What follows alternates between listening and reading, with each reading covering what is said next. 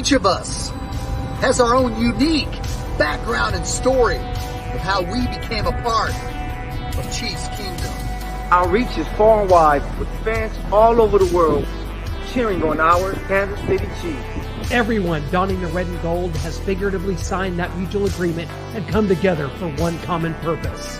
For 76,000 of us at a time, to descend upon Arrowhead, man our stations, let out our loudest battle cry to the tune of 142.2 decibels, and make that stadium rock until our opponents beg for mercy.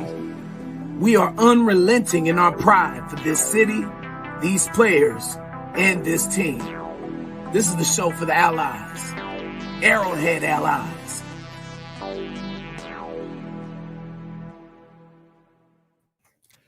Kansas City, we are back to back to back to back to back 6 straight AFC Championship games. This time, your Kansas City Chiefs are the villains on the road in Baltimore this Sunday at 3 o'clock Eastern time, where your Kansas City Chiefs go in as the 3-point underdog.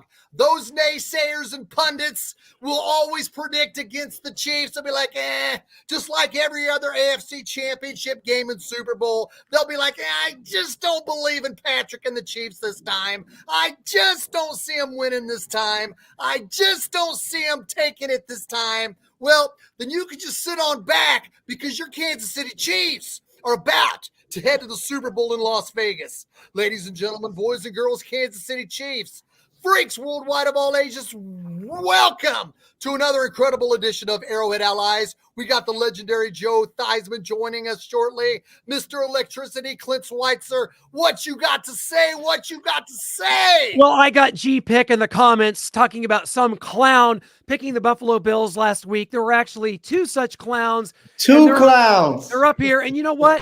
I feel a little bit like Big Pete or Franklin Finkley from Saved by the Bell this week. Ow, I'm telling.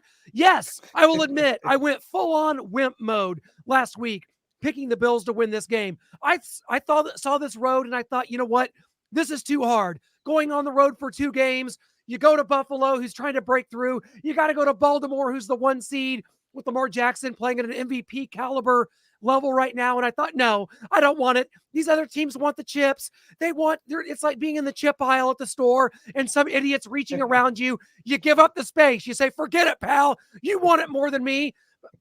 I'll tell you, G-Pick, my mind has completely changed. I'm a new man because I'm relishing in it. 6 straight AFC Championship games. I said, you need to know when you're living in the golden years, like Andy Bernard said in The Office, 6 straight AFC Championship games. We are living in the golden years. And the other clown, well, I don't consider him a clown. It's my good friend, Noah Gardner. You had a 27-24 victory for the Bills.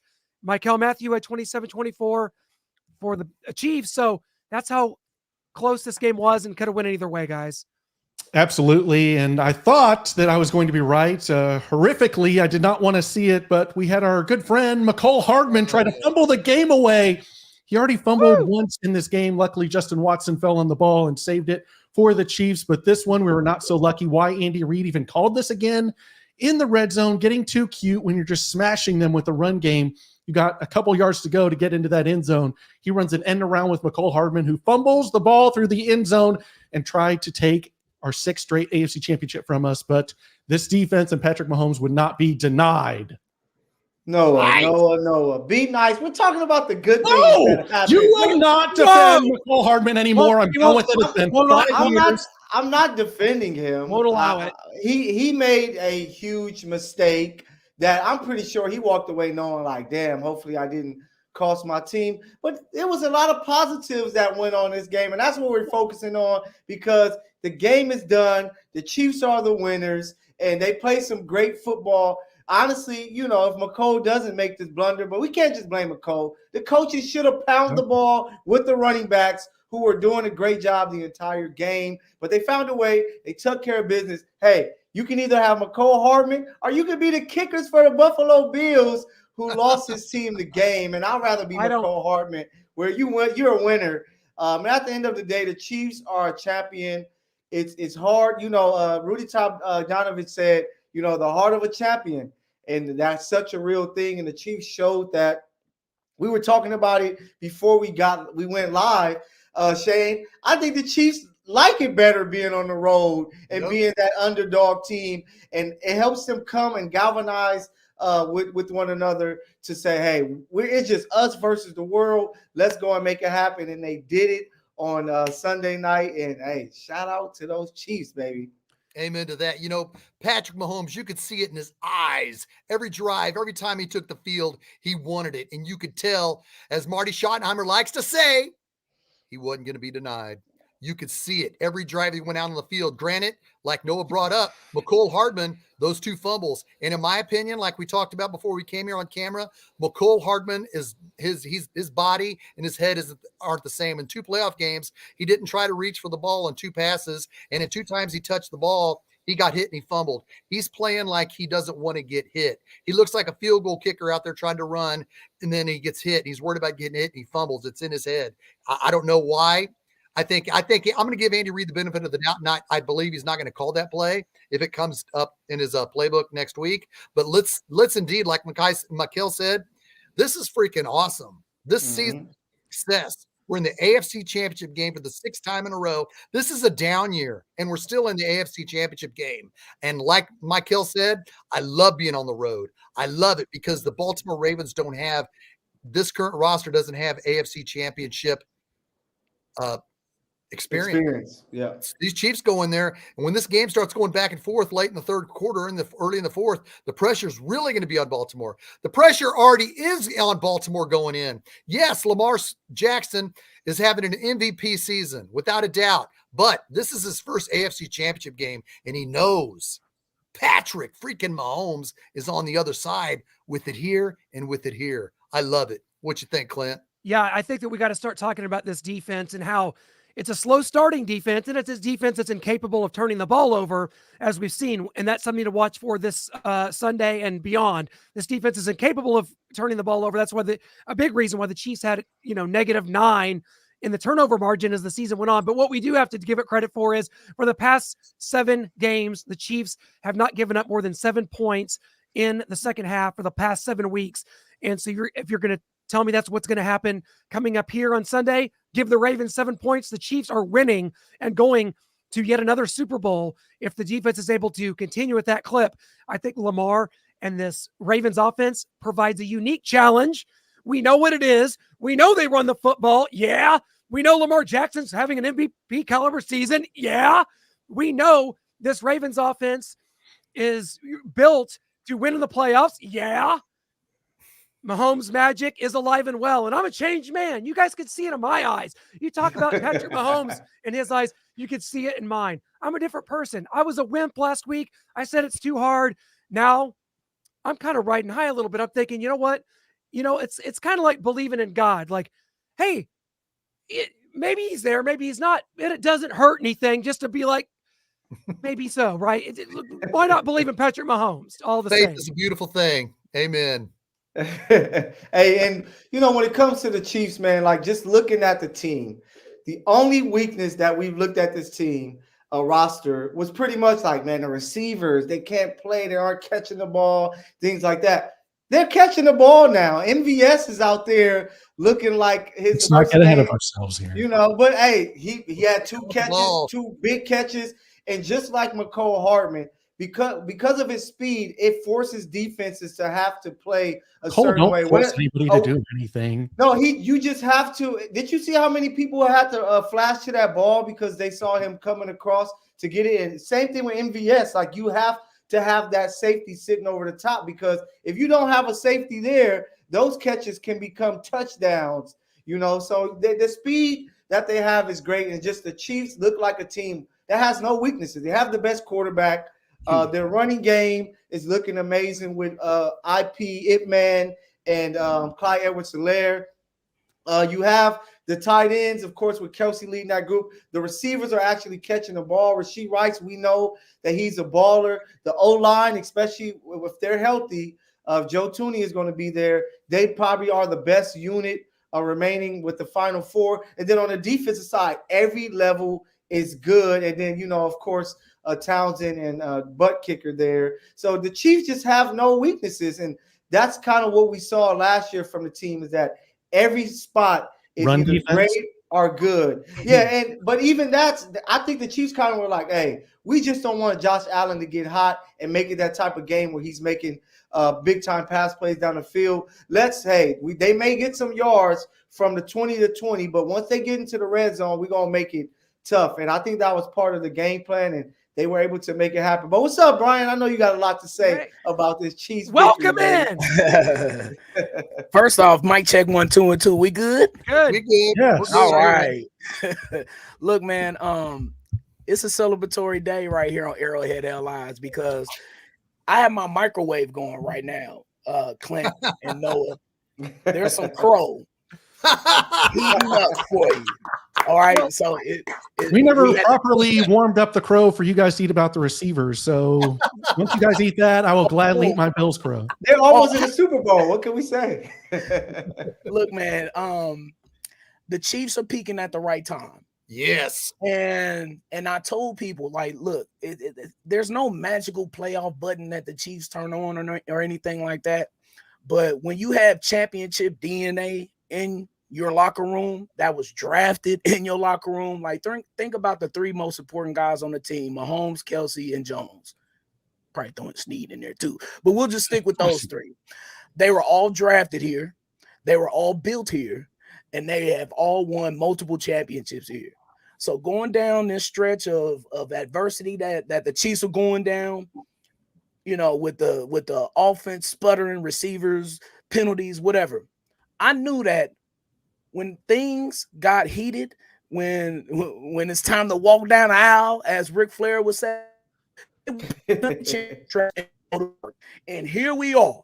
The defense is consistent as they've been all season long. Yes, they had a few misplays against Josh Allen, but man, they were fighting for their playoffs live. We're in Buffalo, and they still played a tremendous game, especially in the second half when they only allowed 7 points on a laser dart on a 3rd and forever for Josh Allen, probably his best throw of the year. Mm-hmm. But with all that being said, man, these guys know what it takes to win a championship in the most crucial of times. They've been behind 24 points and won a playoff game. They was behind 10 points in the Super Bowl and still won in the 4th quarter.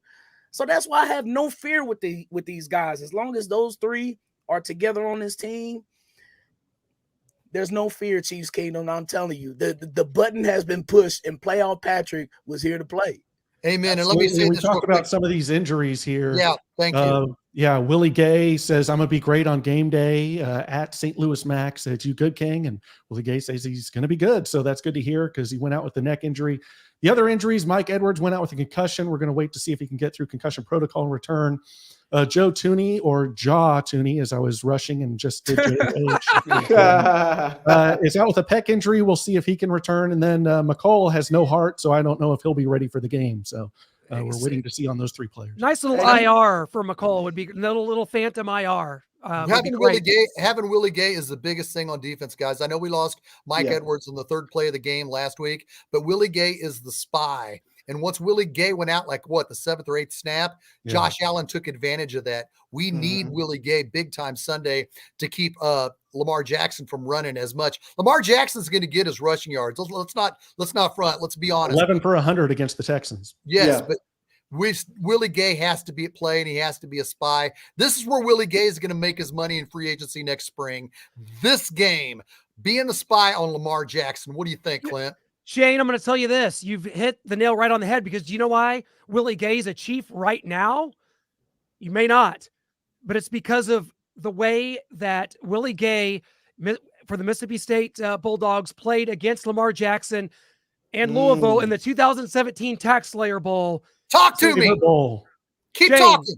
You hit it right there. And the importance can't be overstated because that's why Willie Gay kind of flew up the boards there. He had some personal issues, some injuries, which dropped his stock a little bit. And that right there, the game he had against Lamar Jackson solidified it. So you're absolutely right. And, you know, Brian, you said some really poignant things. You said some great things today on the Blitz that really brought home and hammered home the chip that this team has on its shoulders. And before you came on, Brian, we talked about this road thing, and I want to go to you on this. this playing on the road. There's something different about it. I know this is crazy. I know this is going to be outlandish. I kind of like going on the road and playing this game. It gets played at Arrowhead. Are we wrong? No, I completely understand what you're saying because petty playoff Patrick Mahomes, man. He's that guy. The good luck Instagram tweet post that he put up to Deion Dawkins, like he's waiting on somebody. He's waiting on somebody to fuel his tank up, his petty tank up. I'm telling you, dog, he's waiting on it. And Deion Dawkins did an interview on Good Morning Football where he's talking about Patrick Mahomes isn't thinking about that. Bro, yes, he is. He's thinking about these things during the game, dog. Are you nuts? That's how these guys sometimes get motivated because sometimes there isn't anything else to motivate them. Hence the Patriots. They used to make up stuff up all the time. Talking about they don't believe in us. What are you talking? You're 14-2 going into the playoffs talking about nobody believes in you. So it's just those little things, man. And then going on the road and silencing the whole stadium. He's used to having 72,000 fans on his side cheering his every move. But I'm telling you, fellas, to play the villain part and to go into somebody else's stadium and to shut Did you see Chris Jones dodging the snowballs with middle fingers? You know what I'm saying? Like it's a different feeling. It's a different motivator. It's a different mindset you have when you're on the road as opposed to being in the comfy confines of Arrowhead, man. And sometimes being humbled helps you a lot. And that happened when the Chiefs traveled and played their first original road game in the postseason when they played a Super Bowl game against the Tampa Bay Buccaneers.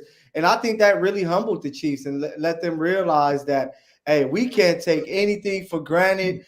No matter how well we're playing up into any big game, it only matters what we do in that game. And I think that those guys take a lot of that and say, hey, we have to step up. We have to make plays. If our brother falls, we make sure that we have his back. But I want to give a big shout out to a guy who really played good football and looks like a stud. Tamari Connor, man, that guy is a player.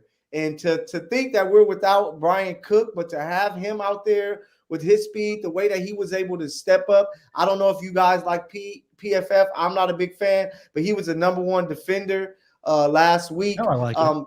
He was able to do some great things, and he brings us a little more speed to the back end compared to Edwards there. And then Deion Bush was able to do his part as well. So it was just an impressive game all around for the Chiefs. But I don't expect anything less. It's the Kansas City Chiefs. I say it every show. They are the Lakers of the NFL now. And just like the Lakers, you expect greatness. You expect the same thing until the Chiefs are eliminated. It's not too great, but hey, it's still the Lakers at the end of the day. But yeah, the Chiefs, you're going to pick them until they lose, and that's what I'm going with, the Chiefs until they lose. Amen to that. Somebody said Clint and I are doubting Patrick Mahomes. We're not doubting Patrick Mahomes. We're doubting the Kadarius Tonys, the MVSs, the McCole Hardmans fumbling the game away, except we had a defense and to bail us out there and some missed. That was a bad call. I know y'all not giving McCole slack on that. That's a bad call. Twice. Only two times he had a bad call. Okay, I don't want to spend a lot of fumble time talking negative, but let's be honest. McCole Hardman in the first game, playoff game, he didn't want to catch the football. In the second game, the only two times it was put in his hands, he fumbled. There's a concern there. I don't know if it's what was his a sternum injury he suffered last year at the AFC Championship game, something that really devastated him. He's playing like he doesn't want to get hit. I mean, it shows. There's no effort with his arms to catch the football, and he's fumbling the football. I like I said, I hope Andy Reid gives that play the benefit of the doubt and puts in somebody else. I don't know. And there's somebody on the practice squad, but you know what I mean? Isaiah Pacheco or he just tried to make a play and it just happened to, what are we talking about? I might have to leave the show again. He tried to make a play. It was the wrong call. Pacheco just got you down there. You should have handed the ball off either to him or you should have went to Clyde on first down, then maybe do something tricky on second down. But for that to be the call was tough. He tried to make a play. Why is he reaching for the goal line? Because he's trying to score. What are we talking about? He was at the 2-yard line. Let me get in. Please let me get in. This is my thing. Like, this is my thing, dog. Like, when you just fumbled. Let's say he doesn't try to score and then he fumbles. then what people gonna say? Well, he should have tried to score. Like, he's trying to make a play. And my whole thing is, and I'll just leave it here. My whole thing with McCole, he is a weapon. People pay attention to him on the field. What? He is. First off, let's get into it. Let's get into it. Let's not only are we talking about, hold on, not only are we talking about, yes, he did fumble twice. And not only are we talking about the almost touchdown, but we're talking about when he should have got a pass interference later on in the game. Do we not remember that when the defender just grabbed the middle of his chest? Are we like that's not a weapon? Are we serious? No, it's not. And Joe Theismann's going to be joining us in just a moment, so we're going to have to pull it together. Have to pay attention to McCole Hardman when he's on the field. Yeah, fellas, you can't not. Hey, Brian, I understand the point you're making, but when you just fumbled the last time you had the ball, you can't be thinking of, I'm going to stretch. You got to take it from the 4 to the 1 and go down. He just has to. Since he fumbled the last time, he had the ball at the 10-yard line. He can't fumble again. He just can't. Yeah, but if he would have scored, we'd have heard everybody say, what a hell of a play, McCole, great job. He just happened to fumble, just like Connor. Has this not been a pattern for 5 years? Have you not watched the same player I have for 5 freaking years? Hey, you guys are not serious. I swear to God, you guys cannot do this. You cannot ruin the AFC Championship game for me. I will not let you do it. They tried to. So years ago, when he fumbled, keep us out of the game. Wait, listen. Years ago, when McCole muffed the punt, we're gonna pull it together. We're gonna pull it together. We're together. Hey, it's Joe. Nice, man. What is up, Joe? Joe, how you doing? You've come at quite a contentious moment. We're trying to reel it in just a tad here. Can I get the first question? Well, yes, you may. Joe, welcome to the show. How are you doing, my friend? I'm doing well, guys. Thank you so much for having me. Appreciate you. We're trying to remain friends here, so. Thank you for joining us, Joe. Appreciate you for joining us once again. But we were talking about, football is a game of inches, of course. But when you have a player like McCole Hardman, who, fumbled there late in the game, with you being the quarterback that you were, how great you were, how do you try to uplift a guy like that? Because he's a guy that can help with the type of speed that he has. I think he's a great decoy that keep defenses honest. What would you do to a guy like that to keep him inspired for possibly the next time he touches the ball? The things, obviously, as a quarterback, you've had those situations. What I tried to do is say, look, man, I'll throw it better next time. I'll put it on me, not on him. I'll say, look, you know how important you are to us. Without you, we can't get the things done. And listen, I'll try and make it better for you. But I know you can get it done for us. I know you can do it. You've done it before. You can do it again. So let's go get them. That's the conversation you have to have. I've never been one to berate somebody or yell at somebody. Crying out, look at the catches that guys make in football today. How can anybody as a quarterback ever criticize anybody for a throw or a drop ball? I mean, they could come up to you and say, how could you throw that interception? How could you throw the ball in that direction? Nobody does that.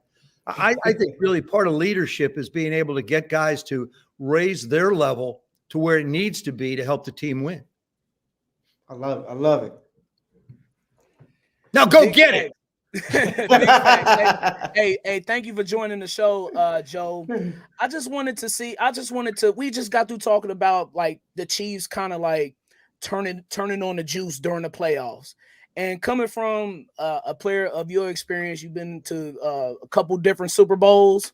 Do you see that with this Chiefs team, with the offense now all of a sudden starting to get things together when everything was on the line and the playoffs started?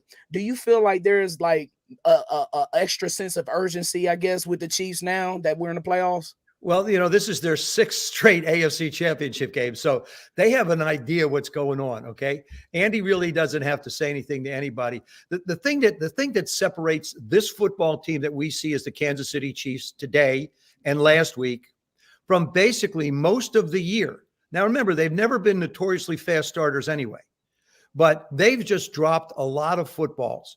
And now what you're seeing what happens when they catch the football. The plays have been designed. The plays have been there. The guys just haven't made plays. And what people don't really get into when it comes to a drop pass, it isn't just when the pass, it's not that the fact that the pass was dropped. It's when it was dropped. When in the game didn't you make the play? You know, if it's second down and 10 and I'm running a drag underneath and I expect you to get 6, it's a heck of a lot easier for Andy to call a 3rd and 4 than he is a 3rd and 10. Heck of a lot easier for the offensive line to be able to either run block or pass block on 3rd and 4 than it is on 3rd and 10. So to me, this football team looks like what everybody expected the Kansas City Chiefs to look like. They're making catches. They're making plays. You've got guys that are filling in, doing a great job. And, you know, I mean, Travis went through a stretch there where he put some on the ground. And he's a big part of what they do offensively. I look at this game here. I mean, look at the game. It tells you how important he is to this offense. And what's interesting, on the other side in Baltimore, Mark Andrews was the same way as Jason is, except the fact, or Travis, I'm sorry, well, Jason without a shirt, but the same way Travis is when it comes to catch. They're a very vital part of it. Now, Lamar has had to sort of change. They've had to change their offense a little bit because they didn't have that tight end position to rely on like they have in the past years, and they become a much more difficult offense to defend. But it's dropping balls. That's all it is. Yep. It's catching versus dropping. Well, thank God they caught the balls last Sunday.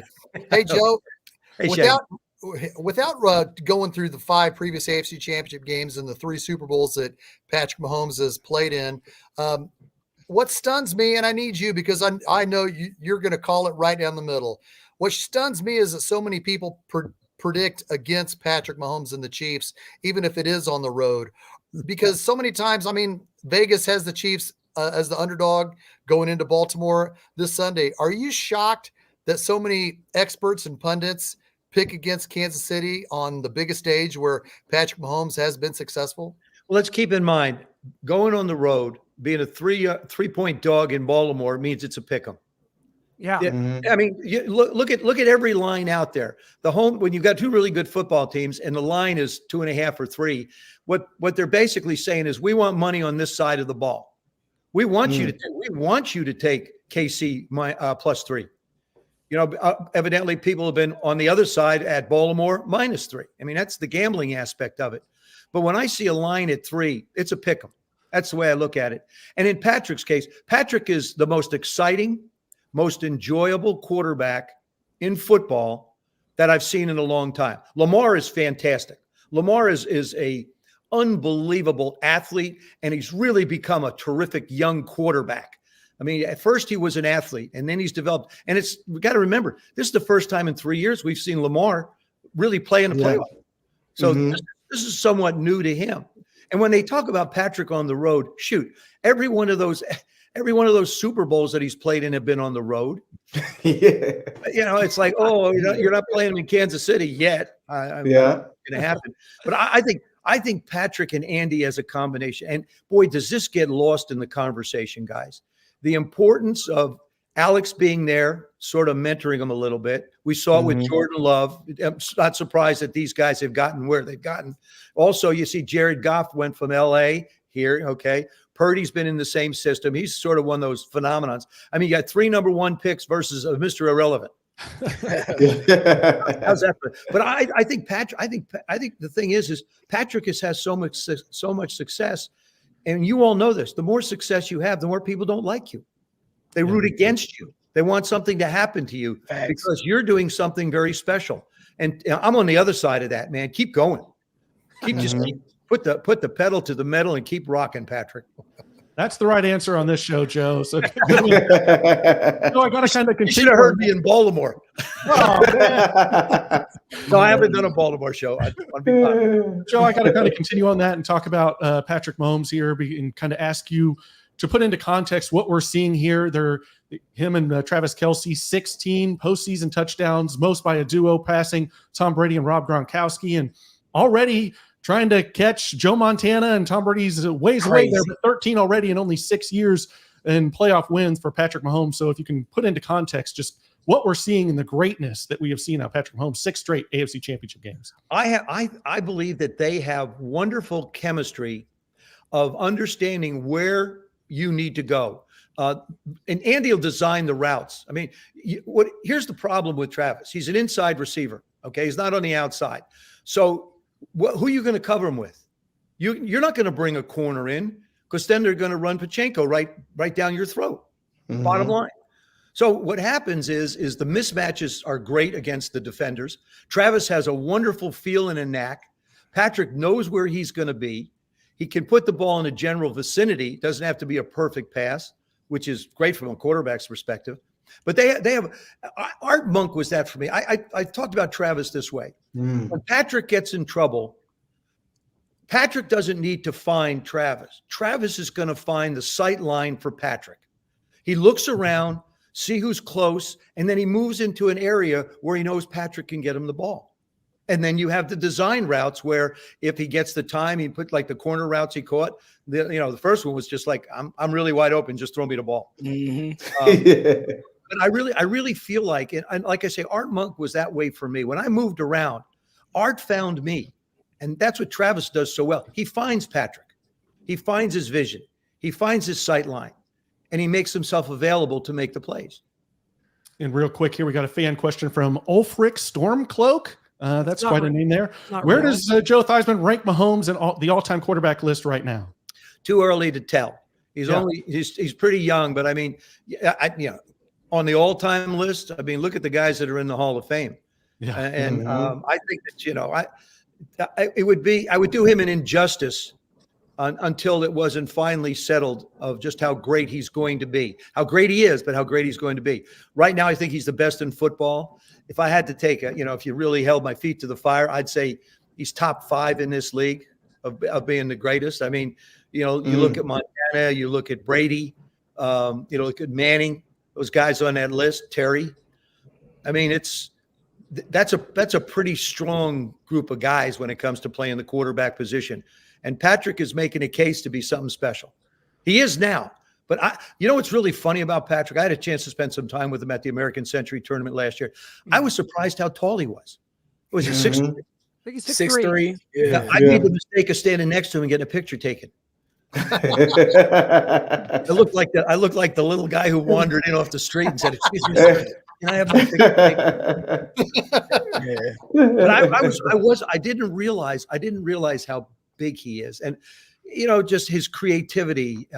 And I think he's done a very good job of protecting the ball this year. A lot of times we see a lot of lookaways. We haven't seen a lot of lookaways this year. Look over here and throw the ball to the right. I mean, and I guarantee you, Andy's just having the time of his life with him. Really, you have to. And when you have someone of that much talent and that creativity, you have to sit down and say, okay, how do we challenge you? I remember talking to Tom Moore, who coached Peyton Manning. Tom, I believe, was in Tampa, I think, and I one of the teams. And I remember talking to Tom about Peyton. He said, I had to come up with different types of plays to motivate Peyton because he was so smart. He was so good at what he did. I had to continue to challenge him in some way. I think Andy does the same thing with Patrick.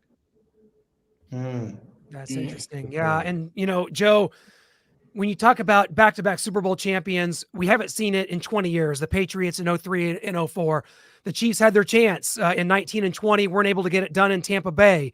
You won your first Super Bowl in 1983 and fell short in the second one. Can you just talk about kind of the pressure, the mindset, the difference between winning that first Super Bowl and trying to win 2 Super Bowls in a row and why it's so difficult for teams to do? Well, first of all, it's 17 games now. Fortunately, they had a chance to get a little breather, but it's 17 games now. I played in 14 originally, and then I played in 16. I thought 16 was a lot. Then you get into the playoffs, and then all of a sudden you get that 17th game, and can you get people healthy? Can you keep the rhythm going? Can you keep the guys engaged? And so now I think that this is a football team that knows what's out there in front of them. Literally, Andy Reid only needs to walk into the meeting and say, guys, you know what it's about. We've been here before, but we cannot allow this to slip away. Nobody's thinking about 2 in a row. All they're thinking about is beating Baltimore. And that's the one thing that Andy's been able to do is he's really been able to keep his football team focused on the task at hand, not what's laying out there in front of them. Because if Baltimore's had that happen where they've gone in as a favorite and all of a sudden, somebody else winds up going to the dance and you're sitting there wondering what happened. I really feel like that both of these football teams are extremely well coached. Both coaches have, coached a lot of playoff games. Both of them understand each other. And I tweeted out, by the way, at Theismann 7, that's my Twitter. I'm back on Twitter, but I tweeted out these games. Oh darn, these games are going to boil down to kickers. We saw it. We saw it in the Buffalo game.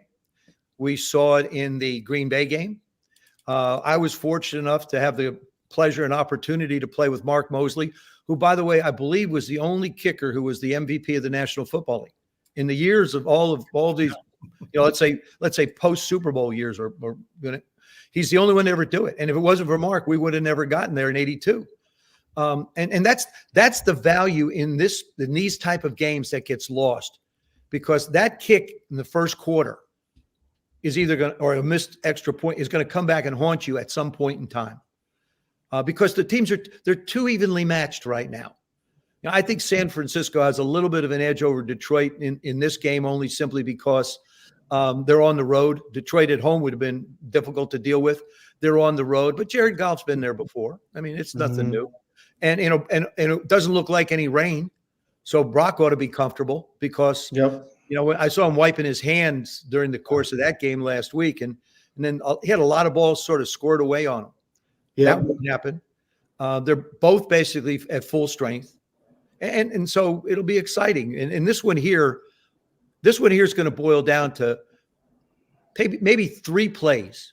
What I ask people to do sometimes is take a piece of paper, put it right next to your beer, right next to your nachos, whatever, wings, whatever, put it right. And when you see a play that you think is going to make a difference, just jot it down. You're probably going to see 5, maybe 6 through the course of a game.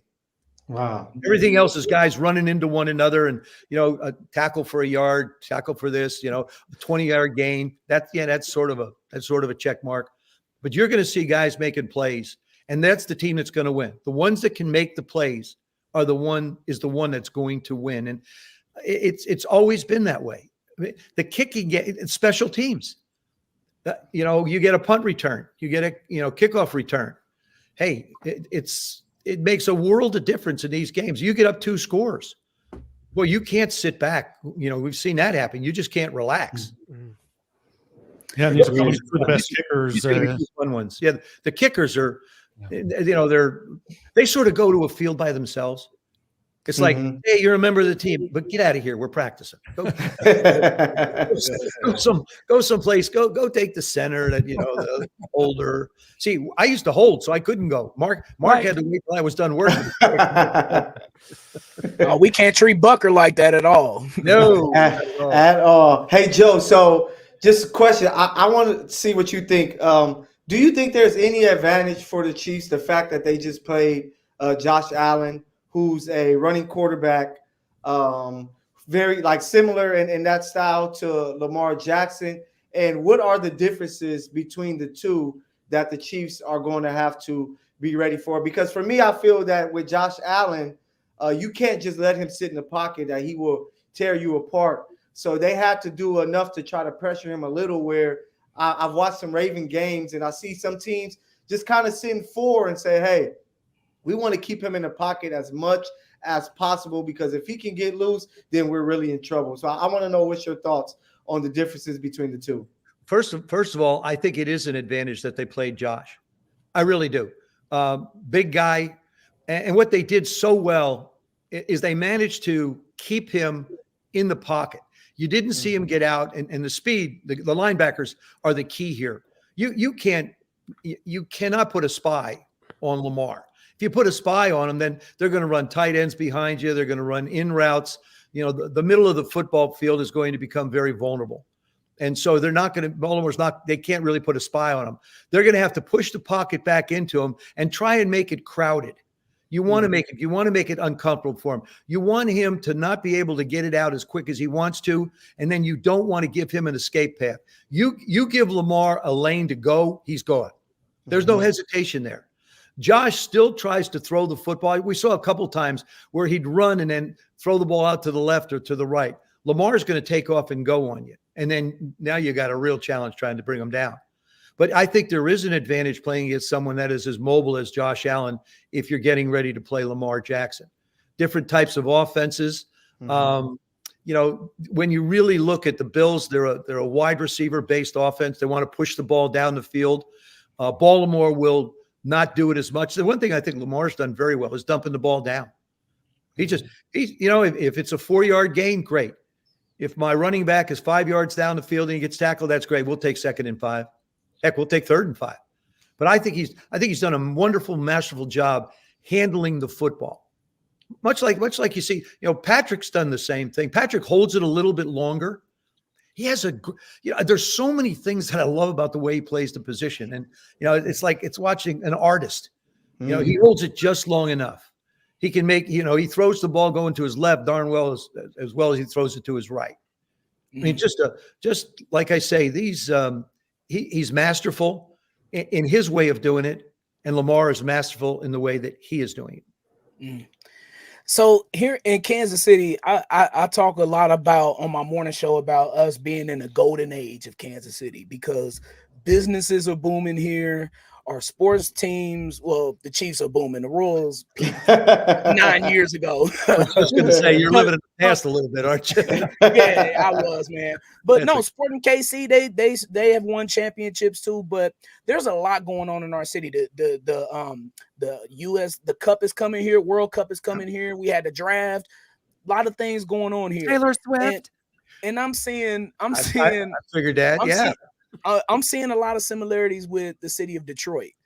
And, they're going through a renaissance with all of their teams now downtown. Joe, I just wanted you to talk about, because you brought Washington their first Super Bowl win. And Detroit, we all know they haven't even been to the bowl yet. And I know how it felt for been to the us. Playoffs. Yes, exactly. And I know how it felt for us for winning the Super Bowl after 50 years. Like, we were going crazy here. I just want you to expand on the impact that the city has on its team, and does the fandom really energize the team in the locker room, and does that carry out on the field? Oh yeah, absolutely. That's why everybody plays their rear end off for home field advantage. You want to be at home. You want to be in front of your fans. Yeah, I don't know whether Detroit would have beat the Rams had they been on the road. You look at the offsides that were called, the illegal motions. All you need is somebody to jump once. If it's 3rd and 1 and somebody jumps, all of a sudden it's 3rd and 6. Changes everything, changes the ball game. So we saw it in Philadelphia. We saw it in the Super Bowl a year ago in Philadelphia. One little miscue changes everything that goes on. I think Kansas City has always been a rabid, great fan base. And, one of my dear friends, Jonathan Thomas, has American Century Investments there as well. Let me just say something about this Kansas City-based company. And you talk about how wonderful they are. They give away over 40% of their net proceeds to the Stour Institute there in Kansas City for research. Think about 40% of the net profits go for research to help find diseases for people. I mean, it's just, the benevolence, the warmth of the Midwest. I went to school in the Midwest. Everybody loves everybody in the Midwest. I think it's just, it's sort of an easier going way. And I think what's going on with Travis and Taylor is just wonderful. I think I'm excited that she's such an excited fan for her guy and this football team. And, she's especially extremely talented young lady, extremely talented business person. And I'm happy for those guys and having a good time. And I was surprised during the telecast when Travis did the heart thing, they didn't say a word. Yeah. Are you kidding me? Hey, why not? Right? Why not? If your mom's sitting there and you make a play, you go up and give her the ball and give her a hug and give her a kiss. And, if somebody you care about's watching you do what you're doing, hey, good for you.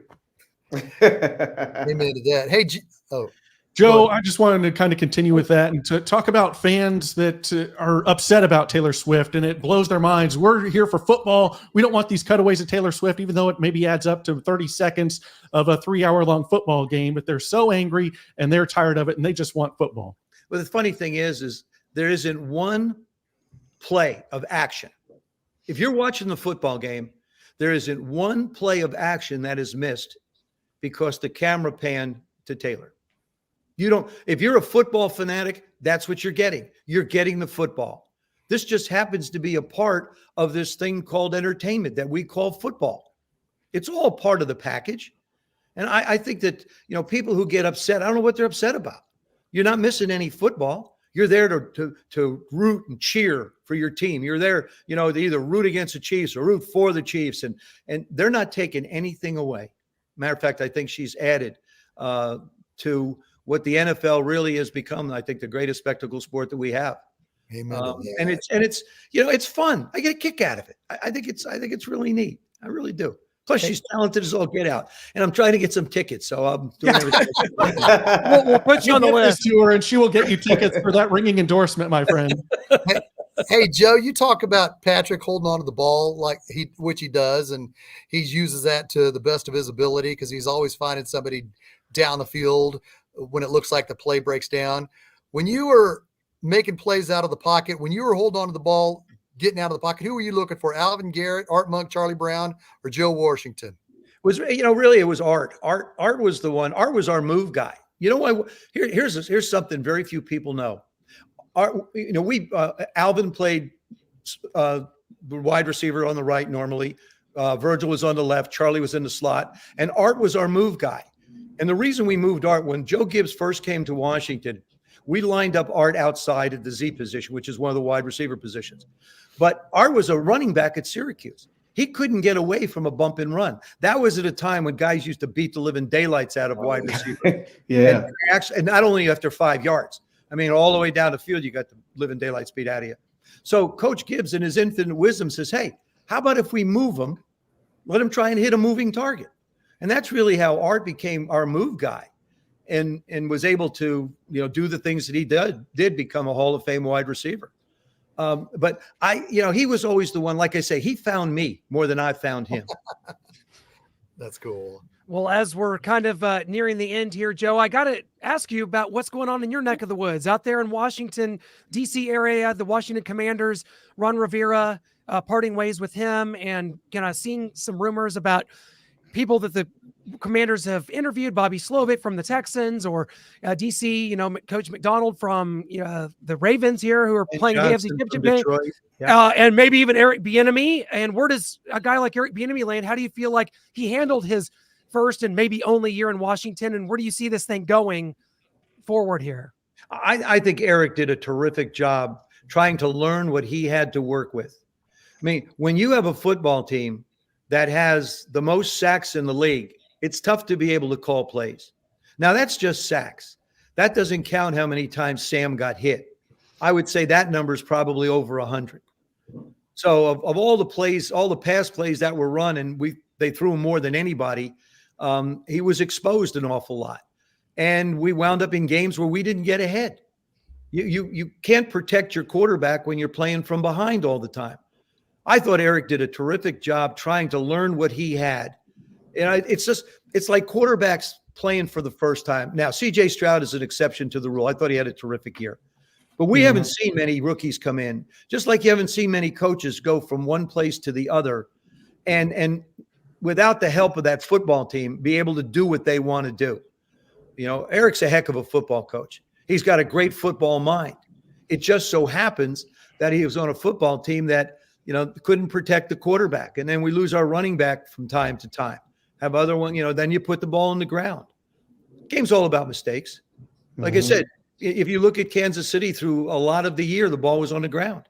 You look at them the last 2 weeks and they're world champs. They look like world champs. Yeah. But I think, I would like to see Eric stay. Don't know who's going to wind up being the head coach. Dan Quinn's coming in for another interview. Raheem Morris is coming in for an interview. Ben Johnson, I think they're going to try and go see him.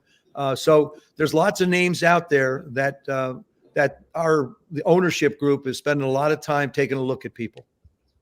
Joe, did you take any joy in seeing, as a former Washington Redskin, seeing the Cowboys get knocked out by the 7-seed Packers? Are you smiling with that smile on your face right there? No, not me. No, not me. You know what? I was surprised. I really was. I really was surprised what Green Bay did in that football game. But then again, I was surprised what happened to Dallas. But Matt LaFleur I thought, called a masterful game. Yeah. Joe Barry did a great job as a defensive coordinator, handling what Dallas wanted to do. CD Lamb was their bell cow. He was the guy. And I think they threw enough up there at Dak that it forced him to hesitate just for a second on different occasions. But that's the difference in the games. When you throw interceptions that get run back, all of a sudden you work too hard to get those points, and they just all of a sudden evaporate. And I thought that section right there where the 2 pickoffs came was the nail that nailed them, to be honest with you. But the Cowboys are a football team that extremely talented. Over the last 3 years, have won 12 football games, and yet they can't figure out a way to beat good football teams. They won 12, but look at the 4 that they lost. Look at who they lost to. Mm-hmm. Absolutely. And that's I think, I don't know, Mike's going to be there, and you have to look at this football team and say, okay, we're good enough to line up and actually beat people. We are. In our division, it has, Philadelphia had a really off year. They really did. Everybody hurt and everything else. Washington, same thing. You're struggling. The Giants, back and forth. Towards the end of the year, the Giants, became more of a pain in the neck because they were. But and then you look at some of the teams that beat them and say, yeah, those teams are possibly at another level. And I think that's where Jerry wants to get this football team. I would study the teams that beat me and figure out why they beat me. I know how they beat me, but I want to know why. Yeah. And like I said, it's but they're not there and we're not there, and there's 4 great teams that are going to play, and it's going to be a great Sunday. Speaking of that, last thing before we get you out of here, we got to get your championship predictions for the AFC and NFC, and then we're going to be in Las Vegas, Nevada, Sin City on Radio Row, so we'll have to have you on for an interview when we're there and get your Super Bowl prediction then. I hope you're coming this year. I knew you were planning on it. Yes. I knew you were going to do this. I think San Francisco will beat Detroit in San Francisco. Yeah. Okay. If Kansas City plays the way they've been playing, I think they can win. I think Baltimore presents a bigger problem to them than any defense they've faced. And I believe in defenses. So I'm going to, don't hate me. Okay. I think it's going to be the Ravens, the number 1 seeds. I think the 2 number 1 seeds are going to go at it. But I mean, if Kansas City wound up going to another Super Bowl, wouldn't surprise me in the least. Like I said, it's a pick 'em. Yeah. It's basically a pick 'em. I'm being honest. Yeah, Absolutely. Yeah. no question, Joe. Well, last time we saw you in person was at LA. We all had our masks on at LAX, saying hello. This year, no masks. It's Vegas. It's going to be a bit of a different vibe. We're going to hopefully have you. Last time, your girl that handles all your interviews stiffed us, so we're going to make sure this year, we're getting it. So we'll see you in a couple weeks, I guess, Joe. You got your request in early, absolutely. That's guys. right. Yes. Thanks, Joe. Thanks, Appreciate Joe. you. Thank Thank you. you so much. Thank you. Great visiting with you. Take care. You too. Yeah, take care. Have a good one. Cool. That was former Super Bowl Great job. champion, former NFL MVP, Joe Theismann, who's on the Ravens this weekend. And you know what? It's hard to argue it. You're going to see it all week. You're going to see back and forth. You're going to see people that believe this Chiefs team is in the corner, and you're going to see people that believe that the Ravens are too much of a complimentary football team, too good of a defense, Lamar playing great. You're going to see the ebb and flows all week, and we'll see where some of the allies lie in this as we go forward, as we head towards our predictions here in just a minute. But great stuff from Joe Theismann. I love the man, and hopefully see him in a couple weeks. He needs to be in somebody's broadcast booth. Okay, Yes, like agreed. Joe 1000%. still sounds like he's in prime ESPN Sunday Night Football mode. Doesn't he? Okay, Yeah, he does. I'm in it. I'm Absolutely. up Like for that. that.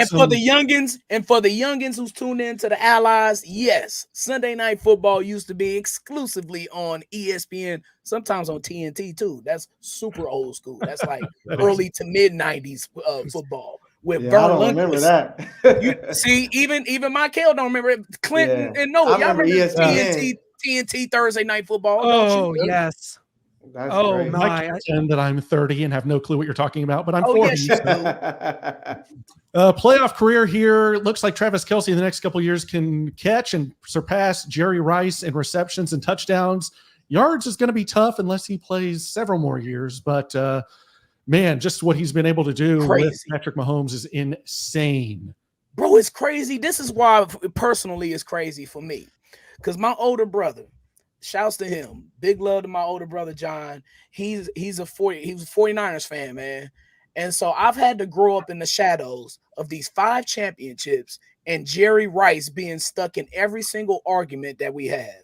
And to see that Travis Kelce could possibly overtake him in a category of receiving in the NFL playoffs, bro, it's mind-blowing. I said it on the Blitz, man. It's mind-blowing what Travis Kelce has been able to accomplish from the 7 straight seasons of 1,000 yards by a tight end to these the 16 touchdowns with Patrick Mahomes in the postseason to now he's trying to catch individual records with Jerry Rice. He's a tight end. We forget he's a tight end, bro. Yeah. So like it's man, look, it's mind-blowing. Let's appreciate it and love it the way it needs to be. I just got a text from Joe Theismann that said, "Thank you guys. That was amazing. That was so much fun." That stuff means a lot to us because here on Arrowhead Allies, it's not like any Chiefs show you'll ever see. There's a lot of them out there. On this show, this is the best guess, the most intense interaction, I guess we could say, as before. Joe, we got to get McCole on here. We got to get McCole on here. He might come on with you 3. I don't know if Clint and I are allowed to be there. Yeah, honesty is still part of journalism, right? Yeah, apparently not on this show. Hard to be honest about. It's like I assume I don't have any kids. I assume it's like if you're a parent, are you one of those parents that like believe in everything that your kid? Yeah, my son said he was gonna like go get his master's in college and stay away from the drugs and the partying. Of course he is. There's a couple people on here that aren't able to. Well, no, I don't. No, I wasn't. I didn't have a 2.7 GPA. I couldn't get into no Mizzou, man.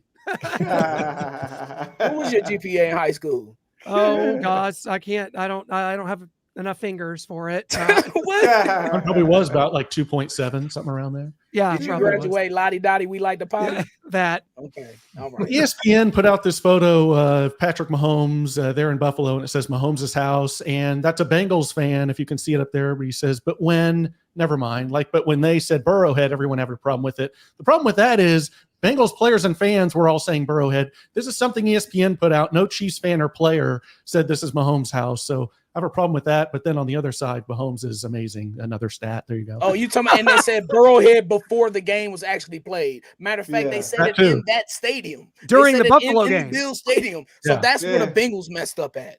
You're right. Apples to oranges. Yeah. And then Bills fans are just upset, talking all sorts of trash. We hate Taylor Swift. We're burning a little wooden stick and photo of her on it and a trash can of flame. They're only doing that because they're jealous. They passed on Mahomes. Okay, you need to take this graphic off right now. Yeah, don't do Patrick like that. Yeah, they wanted Patrick, but no, we got him. And then Taylor Swift, they're jealous that she's not there at Bills games with Josh Allen.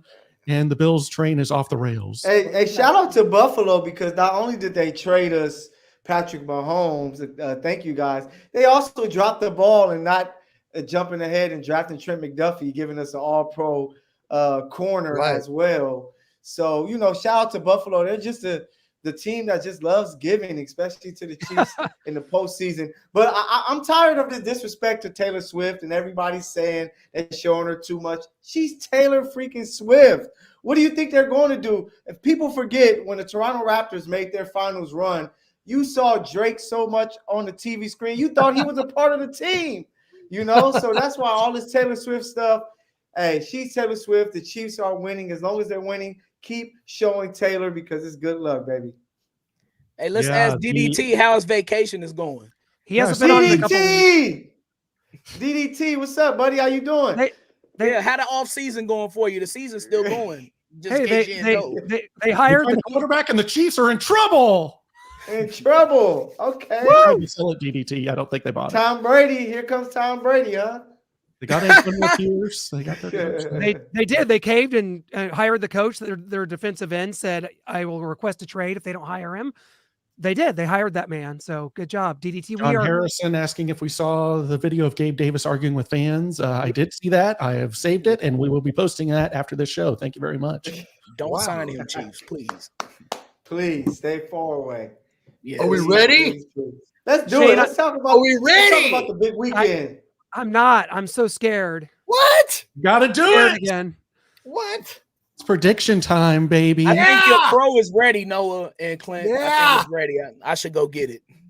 I need to get mine for the receivers. So And they don't need the crow. we can all eat crow about different things. Everyone's eating crow about different wrongs that they've had this season. So it'll be fun. They don't need to eat crow because they're going to be eating raven after Oh! this Sunday. Both Raven, nevermore. It's a little Because- gamier of a meat. Yeah. But because the Chiefs are going to find a way to take care of business. They've been here, they've done it, they have added motivation. Like Joe Theismann says, sometimes with guys, you just have to give them something else to get them excited.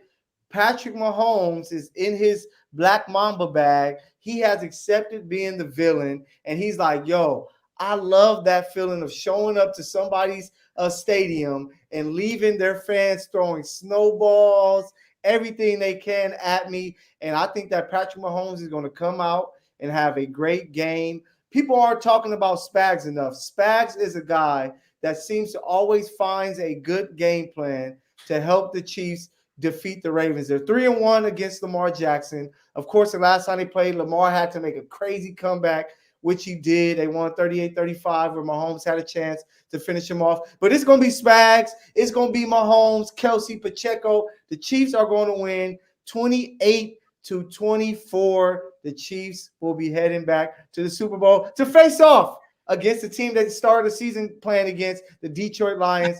Chiefs, Lions, Super Bowl Shane's in Vegas. prediction. Shane's prediction. It comes true. Take it, Brian.